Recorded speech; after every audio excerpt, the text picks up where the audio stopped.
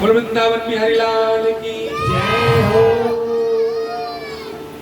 चौथे स्कंद में मनोस्तु शतरूपाया तीसरे कन्या से जग्गी थी आकुतिर देवहूति प्रसूति रीति विश्व। और ये बहुत अच्छी बात है कि आप लोग कथा को ध्यान से सुन रहे हैं। ध्यान से सुनेंगे तभी तो पता लगेगा शुक्रताल में शिवदेव जी ने क्या सुनाया था, नहीं तो सिर के ऊपर को नहीं निकल जाएगी बात।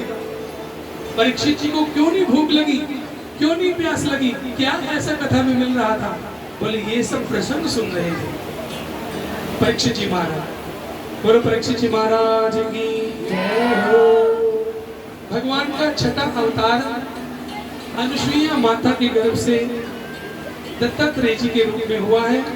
दत्तात्रेय जी भगवान ने संन्यास धर्म का प्रतिपादन किया है। बोलो दत्तात्रेय भगवान की जय हो।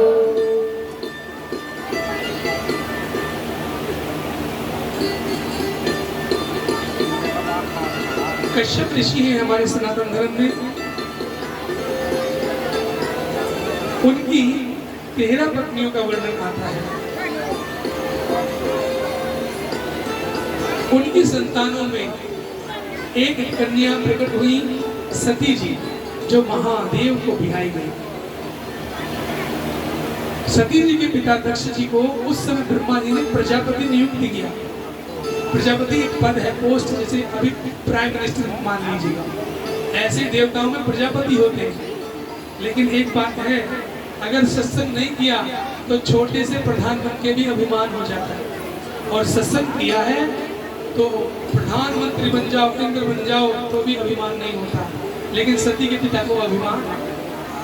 उन्होंने सबको बुलाया। महादेव सबसे आगे आसन पर बैठे हुए थे। महादेव जी की क्या विशेषता है? शंकर जी कहीं भी बैठते हैं तो उन्हें अपने राम दिखने लगते हैं। राम जी दिखते, आंखें बंद कर लेते हैं। तो सारी सभा तो खड़ी हो गई, लेकिन भोलेनाथ जी बोलो बोलो। अच्छा ये बताओ, आप लोग भी भाई घर गृहस्थी वाले हो, आप भी बेटी वाले हो, अपनी बेटी के पति यानी कि अपने दामाद से आप अपना सम्मान कराओगे कि उनका सम्मान करोगे?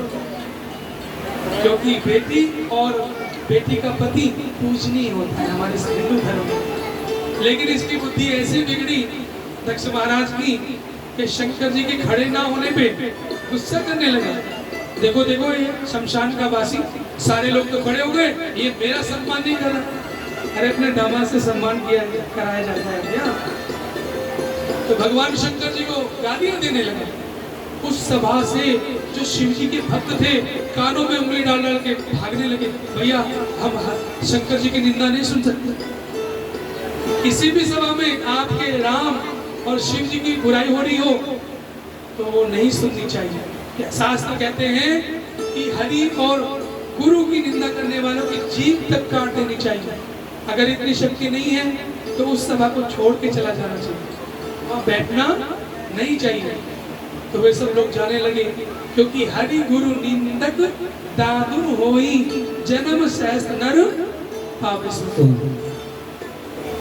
अब भैया भगवान के नंदी बाबा बैठे थे। नंदी बाबा को आ गया गुस्सा। गुस्सा भी बहुत जरूरी है। जहां पर अधर्म हो रहा हो वहां गुस्सा करना क्या है? सही है। बोलो जय श्री कृष्णा। जय श्री कृष्ण। तो बड़े बड़े संत महात्मा भी क्रोध करते हैं तो वो कोई कारण है, वो व्यवस्था बनाने के लिए क्रोध करते हैं। इसका इस क्रोध, संत अगर क्रोध कर रहे हैं तो इसका मतलब ये नहीं कि संतों में कमी है, नहीं, वो किसी कारण से क्रोध कर रहे हैं। उनका मतलब समझो आप लोग। तो वहां भगवान शंकर जी की नंदी बैठे थे। नंदी ने कहा, ओ दक्ष, ऐसे बोल दी। क्या बोला?